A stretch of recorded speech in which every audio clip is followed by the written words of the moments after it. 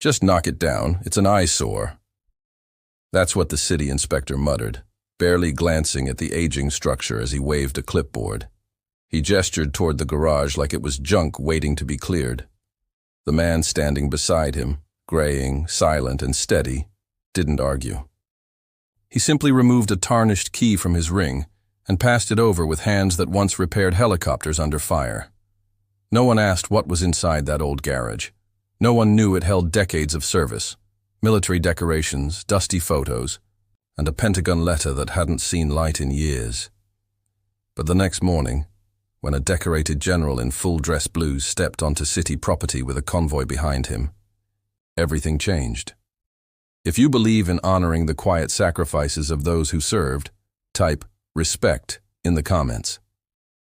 Frank Donovan, age 76, was once a combat mechanic in the U.S. Army. He had served in hot zones from Southeast Asia to the deserts of Kuwait. His hands, which once disarmed bombs and stitched together broken engines during firefights, now trembled with age, but he could still diagnose a misfire just by listening. For over 3 decades, he had owned and operated a no-frills repair garage on the outskirts of Redding, California. It wasn't fancy.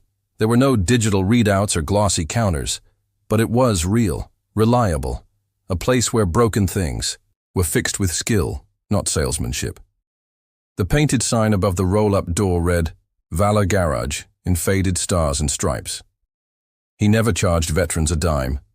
Local teens, especially the troubled ones, found more than just mechanical guidance here. They learned discipline, respect, purpose. Frank had a saying, "You can build with your hands, or you can break with them. The choice is yours." It wasn't a slogan. It was a truth forged overseas and lived every day since. But the city saw the land differently.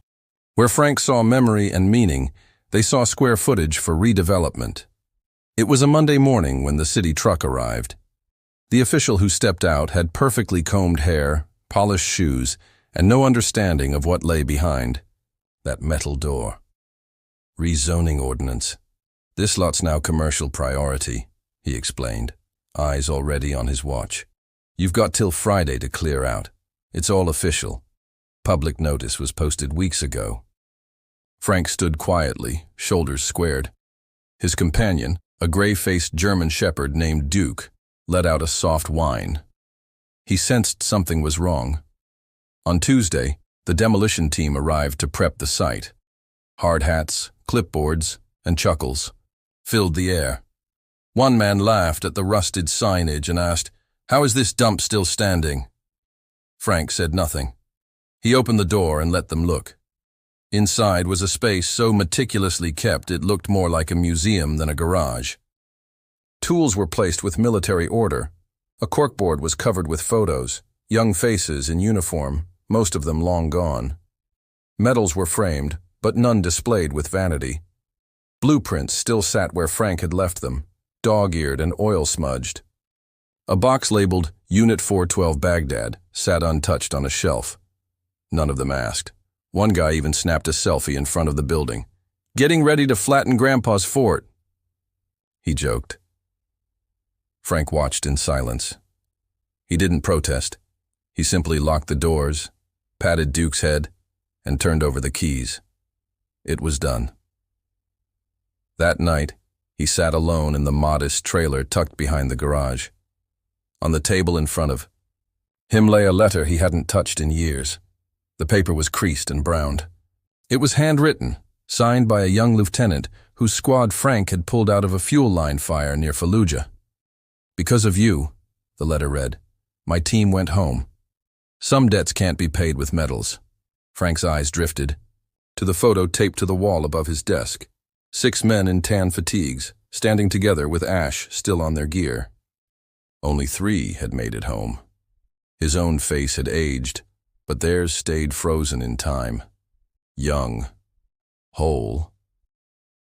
He opened a small box, carefully placing inside a purple heart he'd never shown anyone, a worn coin from the Joint Chiefs, and a socket wrench, engraved by his old squad. The memories were heavy, heavier than the box itself. Outside, The laughter from the construction crew spilled across the empty lot. "I bet the old man cried when we came," someone joked. "This place should have been gone a decade ago." Luis, a 17-year-old who used to sneak tools from Frank's workshop before Frank caught him and taught him to repair bikes instead, stood nearby. He watched in silence, fists clenched, texting someone with shaky hands. Back inside, Frank whispered to Duke, "They don't get it, buddy. They never saw the good we did here. They never saw who walked through that door needing help." Duke responded with a soft lick to Frank's hand. No words, just understanding. That was enough. By morning, the city had proudly posted a press release. Old lot cleared for coffee chain and wellness studio. New growth for a tired neighborhood. They even photoshopped a red X over a picture of the garage. Comments flooded. Most indifferent. About time they cleaned that up. Can't wait for real coffee in this dumpy part of town. That same day, Frank put on his only suit, navy, a little loose now from age and time, and made his way to City Hall. The receptionist barely glanced up from her phone. "You had to file an appeal 2 months ago," she said flatly. "I didn't know," Frank replied. "I don't use the internet."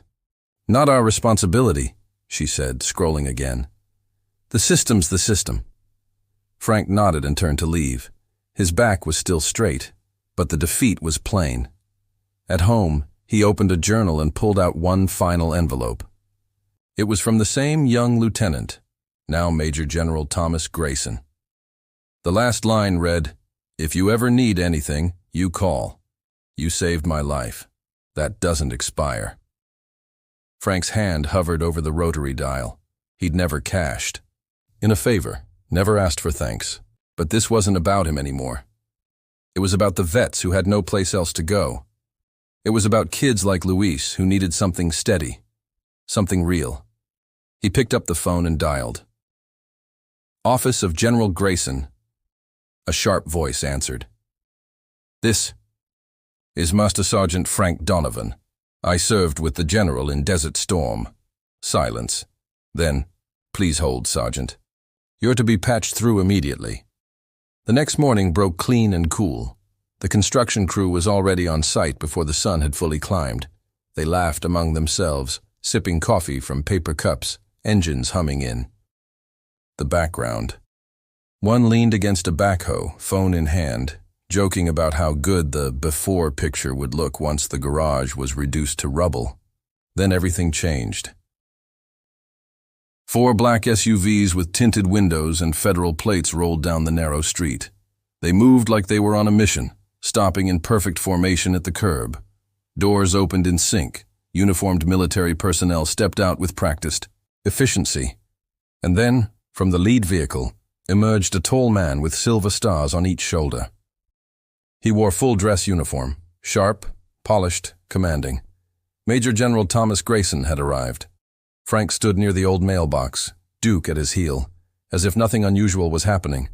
When the general saw him, he walked directly over, heels, clicking on the pavement. They exchanged salutes with a respect born not just of protocol, but of shared history. "Permission to revisit the battlefield, Sergeant?" Grayson asked, voice low but firm. Frank gave a short nod. "Always, Lieutenant." The general turned to face the now silent demolition team. "Stand down immediately," he ordered. A city official ran forward, flustered and red-faced, waving a folder. "This demolition was approved by the zoning board. We followed all procedures. Federal jurisdiction now applies," the general interrupted, handing over a sealed document. "This property is being evaluated under the historic Veteran Preservation Act. Effective immediately, all demolition orders are suspended." The man blinked at the Pentagon seal. But this is just an old mechanic shop." "It's a landmark of military significance," Grayson said, turning toward the garage. Reporters began arriving, tipped off by a tweet Luis had sent hours earlier. Phones were raised, cameras clicked. A crowd gathered, uncertain but curious.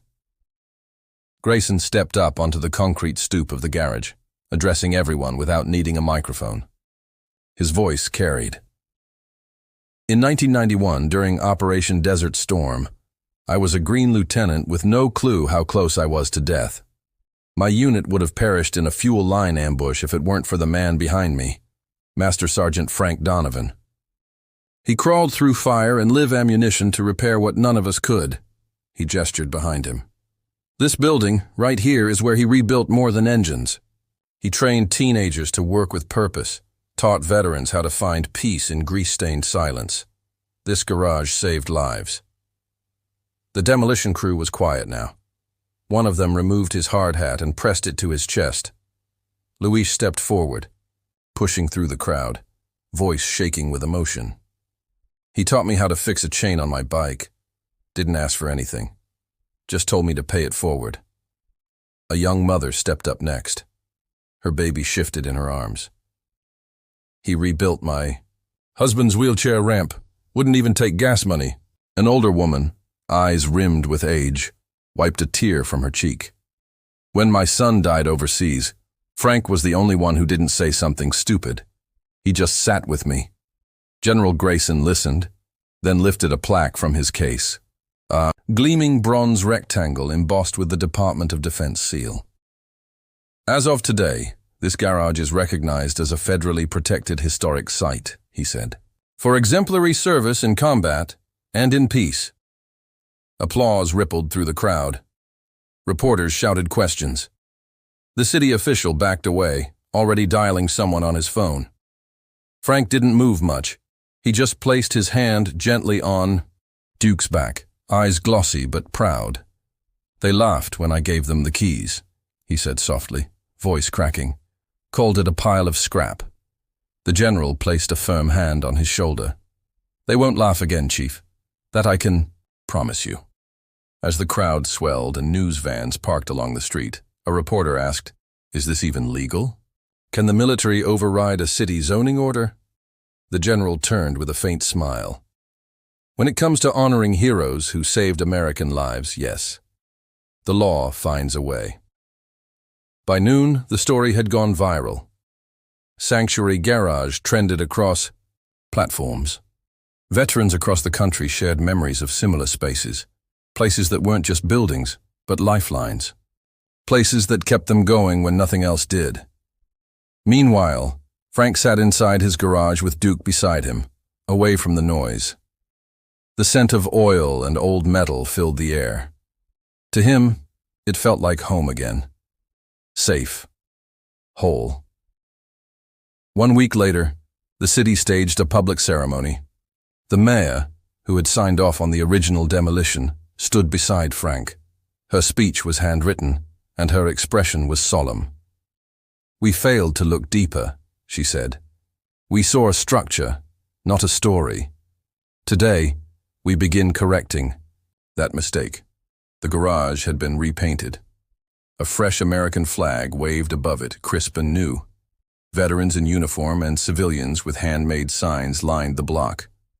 Schoolchildren waved tiny flags, learning for the first time what sacrifice really looked like. Inside, not much had changed. The tools were still arranged just so. The workbench still waited for hands to pick up where they left off. But a new plaque hung above the door, carved from reclaimed wood. Every scar here has a story. Every bolt holds memory. Luis, now in clean overalls, stood beside Frank, his first official apprentice under a new city-backed vocational training program for veterans and at-risk youth. The city council had voted unanimously to fund it, headquartered at the same place they'd tried to demolish. What had almost been erased was now immortalized. As the national anthem ended and the last salute was given, General Grayson handed Frank the official preservation documents. "This garage is protected," he said, "and so is your legacy." Frank looked at him, then down at Duke, who had settled at his feet like always. He whispered back, "We just fix things, sir. That's all we ever did." The general nodded. "You fixed more than engines, Frank. You gave people a place to stand." Later, after the crowd left and the noise faded, Frank walked back into the garage, just like he had for 30 years. He reached for his old wrench, tested its weight in his hand, and smiled. Some battles are fought with tools instead of weapons. And some heroes don't wear medals. They wear grease and carry wisdom. If you believe service never ends and sacrifice deserves recognition, type "never forgotten" in the comments.